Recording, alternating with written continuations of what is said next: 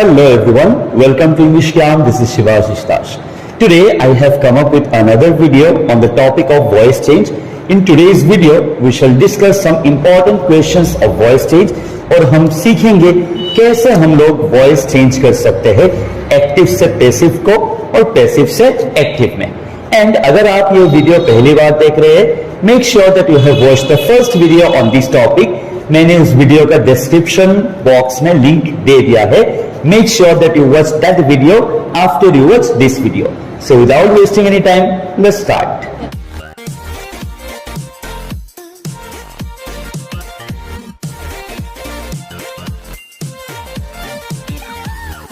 So the first question is, do not laugh at others, and the second one is, I have to do it. So चलिए one by one दोनों question solve करते हैं। The first question is, do not laugh at others. अगर हम थोड़ा ध्यान से देखें, so this question is an imperative sentence.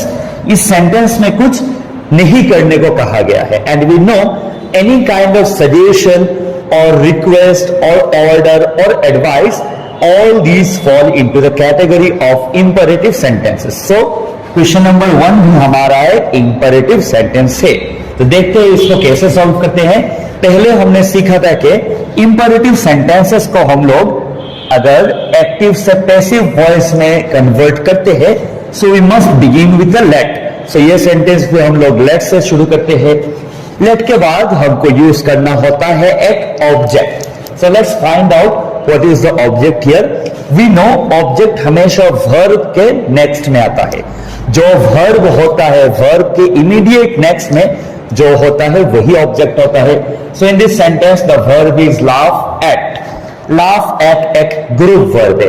अगर कभी verb के साथ में कुछ preposition होता है तो वह एक group verb कहलाता है। So इस group verb के बाद है others. So here others is the object. So after let we have to write others. Let others. पहले हमने सीखा था, मेरे पिछले वीडियो में हम लोगों ने सीखा था कि after let and object हमको एक be यूज करना होगा।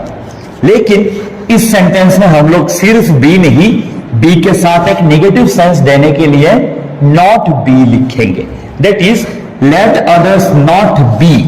ये be नहीं होगा, not be होगा, बिकॉज सेंटेंस में do not कहा गया है। So it would be let others not be, और be के बाद जो मेन वर्ब होता है उसका हम लोग थर्ड फॉर्म यूज करेंगे। और यहां पे मेन वर्ब है laugh, laugh का थर्ड फॉर्म होगा laugh, एंड इसके साथ में है at, that is let others not be laughed at. So this is one answer to this question. इसका एक और भी आंसर हो सकता है अगर हम इस सेंटेंस को एक्टिव से पैसिव में लेना चाहे। So we can write it in another way, and that is by using you are. हम लोग इसी सेंटेंस को यू आर के मदद से भी लिख सकते हैं। We can begin with you are, और उसके बाद सेंटेंस का सेंस हमें समझना होगा। हमको यह समझना होगा क्या ये रिक्वेस्ट किया जा रहा है, या फिर कोई एडवाइस दिया जा रहा है, या फिर कोई ऑर्डर दिया जा रहा है। We have to get that thing. So if we read it carefully, we may see do not laugh at others. किसी को कहा जा रहा है कि तुम दूसरों पे मत हंसो। So it cannot be a request, because अगर रिक्वेस्ट होता तो सेंटेंस में कहीं ना कहीं एक प्लीज या फिर काइंडली होता, लेकिन यहाँ पे देयर इज नो प्लीज और kindly, so it is not a request. So we can not write you are requested, हम ऐसा नहीं लिख सकते। So we can write you are asked, या फिर यू आर ऑर्डर्ड, या फिर यू आर सजेस्टेड और एडवाइस। हम लोग ये सभी लिख सकते हैं। सो मैं लिख लेता हूं यू आर आस्क्ड, मतलब तुमको कहा जा रहा है। यू आर आस्क्ड का मीनिंग तुमको कहा जा रहा है। नाउ यू मस्ट रिमेंबर, हम अगर लिखते हैं यू आर आस्क्ड, या फिर यू आर रिक्वेस्टेड, या फिर यू आर ऑर्डर्ड, या फिर यू आर एडवाइस, उसके बाद हमेशा हमको टू लिखना होता है। लेकिन इस सेंटेंस में देयर इज डू नॉट, एक नेगेटिव सेंस है। दैट्स व्हाई हम लोग टू ना लिख के नॉट टू लिखेंगे। We must write you are asked not to. Okay, instead of do not we have written not to replace the do not word. You are asked not to, then हमको verb use करना होगा not to laugh at others. Now the point to be noted is that पहले वाले sentence में हम लोगों ने लिखा था लाफ्ड, वर्ब का थर्ड फॉर्म यूज किया था, लेकिन इस वाले सेंटेंस में हम लोगों ने लाफ यूज करा है, V1 यूज किया है हम लोगों ने, बिकॉज पहले वाले सेंटेंस में बी था और बी के बाद हमेशा वर्ब का थर्ड फॉर्म यूज होता है, that is the past participle form of the verb is used. लेकिन यहां पे हम लोगों ने टू लिखा है और टू के बाद हमेशा वर्ब का प्रेजेंट टेंस यूज होता है, that is why we have to write you are asked not to laugh at others. So I hope आप सभी को क्वेश्चन नंबर 1 समझ में आया होगा। Let's move on to question number 2। I have to do it. In this question you see it's an assertive sentence. अगर हम इस सेंटेंस को थोड़ा केयरफुली पढ़े, वी विल नोटिस यहां पे हमको हैव टू मिल रहा है। एंड जिन्होंने मेरा पहला वीडियो देखा था वॉइस चेंज पे, उस वीडियो में हम लोगों ने डिस्कस किया था कि कुछ मॉडल ऑक्सिलियरी वर्ब्स होते हैं, जैसा कि can, could, shall, should, will, would and many others. उनमें एक ऐसा भी मॉडल ऑक्सिलियरी वर्ब है हैव टू। और हमने ये भी डिस्कस किया था कि अगर हैव टू अकेला रहता है देन ये एक्टिव वॉइस में है, लेकिन हैव टू के साथ जब बी यूज होता है तब वो पैसिव वॉइस में होता है। सो इस सेंटेंस में there is only have to के साथ बी यूज नहीं हुआ है, दैट मीन्स ये सेंटेंस पूरा हमारा एक्टिव में है। तो इसको अगर हम लोग पैसिव में लेना चाहते हैं तो पहले हमको सब्जेक्ट आइडेंटिफाई करना होगा, doer of action, it is I, here verb is do and the object is it. So you are getting the subject and the verb and the object. और जैसा कि हमने पहले सीखा था, हम जब वॉइस चेंज करते हैं तो subject becomes object and object becomes subject. So हम लोगों को इट से स्टार्ट करना होगा, दैट इज इट। अब हमको ऐसे लिखना चाहिए था हैव टू बी, ऐसा होना चाहिए था, लेकिन देयर इज एन इशू, यहां पे इट है और इट होता है थर्ड पर्सन सिंगुलर। और जैसा कि हमको पता होगा थर्ड पर्सन सिंगुलर के साथ हम लोग हैव यूज नहीं करते, हम लोग हैज यूज करते हैं। ओके, आई एम रिपीटिंग, जब भी थर्ड पर्सन सिंगुलर होता है तब हम लोग हैव नहीं लिख के हैज लिखते हैं। दैट इज व्हाई हम लोगों ने यहां पे हैव टू बी ना लिख के हम लोगों ने लिखा है has to be, it has to be. Now we have to use the verb. और जैसा कि हम लोगों ने पहले ही डिस्कस किया था, जब भी हम लोग बी यूज करते हैं उसके इमीडिएट नेक्स्ट हम लोग जब वर्ब लिखते हैं उस वर्ब का थर्ड फॉर्म लिखते हैं, दैट इज डू का थर्ड फॉर्म होगा दैट इज डन, उसके बाद एक प्रीपोजिशन होगा बाय और आई से चेंज होके हो जाएगा me. So your final answer is it has to be done by me. So I hope आपको क्वेश्चन नंबर 2 भी समझ में आया होगा। Let's move on to the next question. So the third question is please make room for me and question number 4 is football is played all over the world. So अगर हम लोग question number 3 को पहले देखें, so you will notice please make room for मी मतलब please मेरे लिए थोड़ी जगह बनाओ। मेक रूम मतलब थोड़ा जगह बनाना। So here you will see the word please, और जब भी हमको वर्ड प्लीज दिखेगा हम लोगों को ऐसा श्योर हो जाना है कि this word is an imperative sentence, कुछ रिक्वेस्ट किया जा रहा है। And as we have discussed earlier, imperative sentences हम लोग 2 तरीके से सॉल्व कर सकते हैं, या तो हम लोग लेट से शुरू कर सकते हैं या फिर यू आर से कर सकते हैं। तो देखते हैं लेट से कैसे लिखेंगे। First of all you have to write let and after that we have to use the object. और सेंटेंस में ऑब्जेक्ट कहां मिलेगा? हमेशा वर्ब के इमीडिएट नेक्स्ट। तो यहां पे वर्ब क्या है? मेक, और मेक के इमीडिएट नेक्स्ट है room, that is the object follows the verb. So हम लोग लिखेंगे लेट रूम, और ऑब्जेक्ट के इमीडिएट नेक्स्ट हमको लिखना होता है बी। लेट रूम बी, और बी के बाद वर्ब का थर्ड फॉर्म लिखेंगे। मेक का थर्ड फॉर्म है made. Let room be made, और बाद में जो एक्स्ट्रा रह गया है पार्ट वो हम लोग लिखेंगे that is for me. Let room be made for me, ये गया एक सोल्यूशन। इसी सेंटेंस को हम लोग अगर पैसिव वॉइस में लेना चाहते हैं तो हम लोग इसको कई डिफरेंट तरीके से भी एक और लिख सकते हैं। and it will begin with you are. जैसा कि हम लोगों ने पिछले दो सेंटेंसेस के फर्स्ट क्वेश्चन में देखा था, हम लोग लेफ्ट से भी लिख सकते हैं, यू आर से भी लिख सकते हैं, और यू आर के बाद हमको सेंटेंस के मुताबिक एक सूटेबल वर्ड यूज करना होता है। यहां पे हम लोग अगर सेंटेंस को पढ़े तो हम लोग देखेंगे ये एक रिक्वेस्ट का सेंस दे रहा है। So we can write you are requested, because यहां पे हम लोगों को प्लीज दिखता है। So we can write you are requested, और उसके बाद हमको लिखना होगा टू। क्वेश्चन नंबर 1 में हम लोगों ने लिखा था नॉट टू, बिकॉज वहां पे निगेटिव सेंस था, लेकिन यहां पे निगेटिव सेंस नहीं है। That's why we can write you are requested to, और इस टू के बाद क्या लिखना होगा, सेंटेंस में जो वर्ब है उसको लिखना होगा। एंड रिमेंबर माय फ्रेंड्स, इस वर्ब का हमको प्रेजेंट टेंस ही लिखना होगा, बिकॉज जब भी हम लोग टू लिखते हैं, टू के बाद हमेशा present tense of the verb use होता है। That's why we have to write you are requested to meet, और बाकी का जो रह गया है room for me. So your final answer is let room be made for me, और you are requested to make room for me. So I hope आप सभी को यह क्वेश्चन समझ में आया होगा। Let's move on to question number 4। So the fourth question is football is played all over the world, मतलब पूरे वर्ल्ड में फुटबॉल खेला जाता है। If you notice this question properly, you will see something is missing and that is the object. इस sentence में object missing है, मतलब फुटबॉल हाँ खेला जाता है पूरे वर्ल्ड में, लेकिन कौन खेलता है, ये कौन खेलता है, question is yet to be answered. So we have to assume an object in such cases.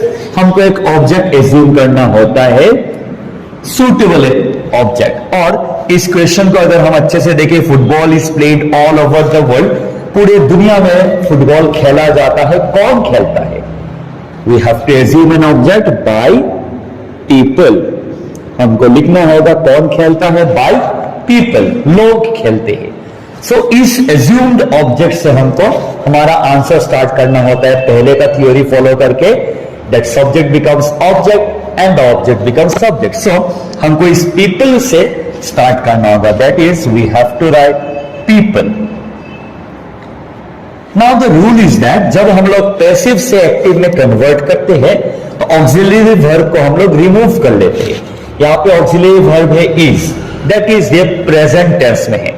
सो इस प्रेजेंट टेंस के ऑक्सिलरी वर्ब को जब हम लोग रिमूव करेंगे, ये जाते जाते मेन वर्ब को भी अपने टेंस में लेके जाता है।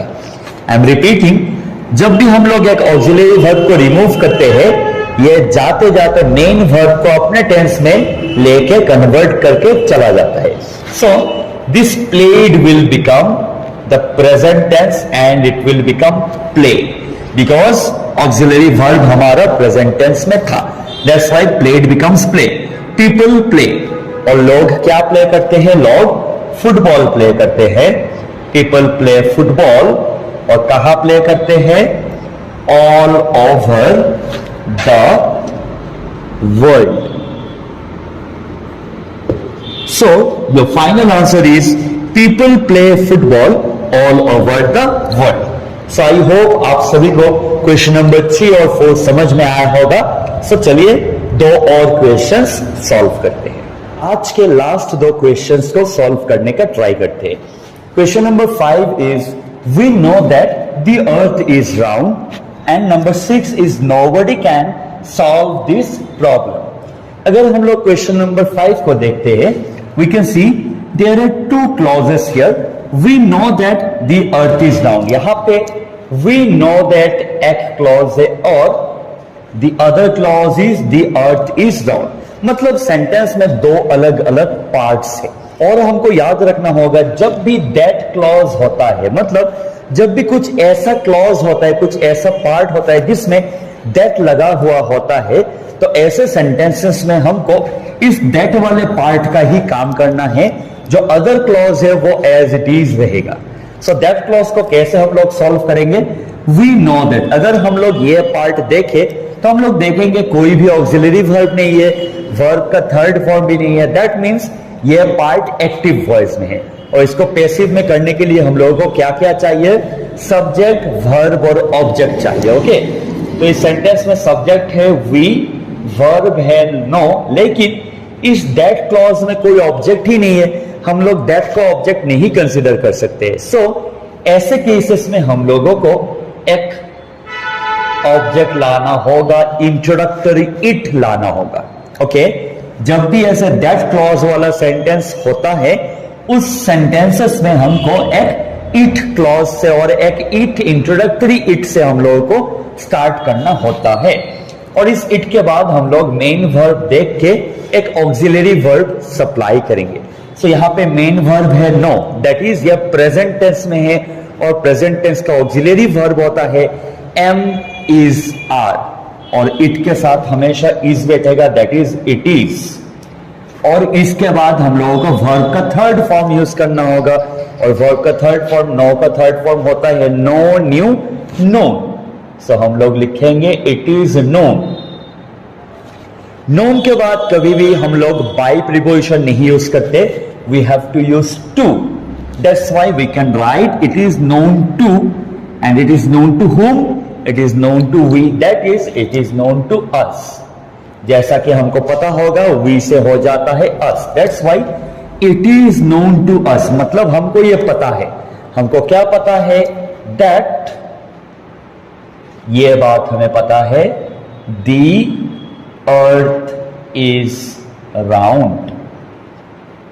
It is known to us that the earth is round. इस सेंटेंस को हम लोग थोड़ा और मॉडिफाई कर सकते हैं। We can write it is known, हम लोग अगर ये टू अस वाला पार्ट ना भी लिखे तब भी सेंटेंस में मीनिंग होता है कि it is known that the earth is round, मतलब ये पता है कि पृथ्वी गोल है। तो किसको पता है? हमको पता है। तो ये तो ऑब्वियस सी बात है, हम सभी को पता है, इसीलिए हम लोग टू अस ना भी लिखे तब भी हमारा सेंटेंस करेक्ट होगा। सो वी मस्ट रिमेंबर, जब भी हमको दैट क्लॉज वाले सेंटेंसेस मिलते हैं, हमको ऐसे इनको चेंज करना होता है एक्टिव से पैसिव में। So I hope question number 5 is also clear. So चलिए let's move on to the last question for the day, that is question number 6। Nobody can solve this problem. Here you can see you have a modal auxiliary verb, और जैसा मैंने पहले के video में भी discuss किया था, आज के वीडियो में भी डिस्कस किया है कि अगर हमको कैन मिलता है या फिर कोई भी मॉडल ऑक्सिलरी वर्ब मिलता है और इसके साथ अगर बी नहीं मिलता है, तो हमको यह समझना चाहिए कि this sentence is in active form. लेकिन अगर मॉडल ऑक्सिलरी वर्ब के साथ एक बी लगा हुआ मिलता है, so that sentence is in passive form. So यहाँ पे कैन है लेकिन बी नहीं है, दैट्स व्हाई सेंटेंस एक्टिव में है। सो इसको पैसिव में कैसे लेंगे? Nobody is the subject, can तो मॉडल ऑक्सिलरी वर्ब है, सॉल्व होगा मेन वर्ब, और मेन वर्ब के इमीडिएट नेक्स्ट जो होता है वही होता है हमारा object, that is this problem is the object here. So we have to begin with the object, that is this problem.